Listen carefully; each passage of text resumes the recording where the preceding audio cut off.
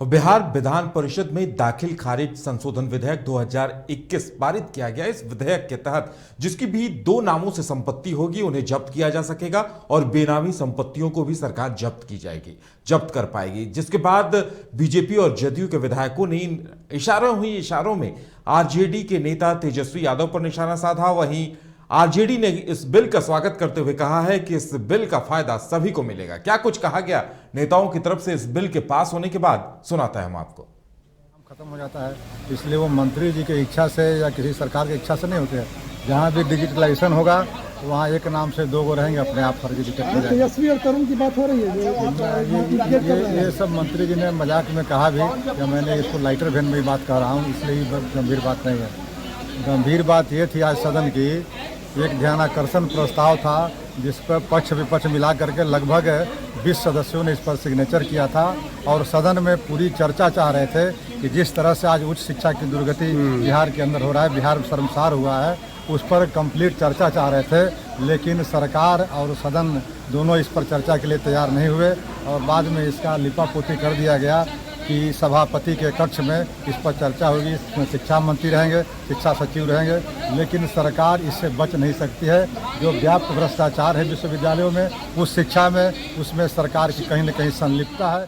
कि ये बड़ा डिस्कशन का सवाल है और ये माननीय मंत्री तमाम सदस्यों को और तमाम पदाधिकारियों को बुला के इस पर मीटिंग कर लें और जो निष्कर्ष होगा, जो फलाफल होगा, सरकार उसको मानेगी। तो आसन के बात को सारे लोगों को मानना है और हम लोगों ने भी स्वीकार किया कि जो बहस सदन में चाहते थे, अगर सरकार चाहती है कि नहीं सभापति कक्ष में हो जाए तो हम लोगों को स्वीकार है। कि बहुत ऐसे लोग हैं जो एक ही आदमी दो नाम से संपत्ति खरीदे हुए हैं, तो उनका क्या होगा। इस बिल में कोई प्रावधान वैसे लोगों के लिए नहीं है। तो माननीय मंत्री ने कहा कि एक नाम फिक्टिशियस फॉर्जरी समझा जाएगा और एक नाम ओरिजिनल समझा जाएगा। सावधान हो जाने की जरूरत तो मतलब जो फिटनेस होगा उसको, जिनको दो नाम से, जो निक नेम से भी इशारा किसके तरफ है सर? इशारा नहीं है, कानून में इशारा नहीं चलते हैं। जो ऐसा किए हैं उनके लिए मेरा कहना था कि दो नाम से जो खरीदे हैं उनका क्या होगा। आपका कितने नाम से है? हमारा तो नाम से कुछ है ही नहीं है।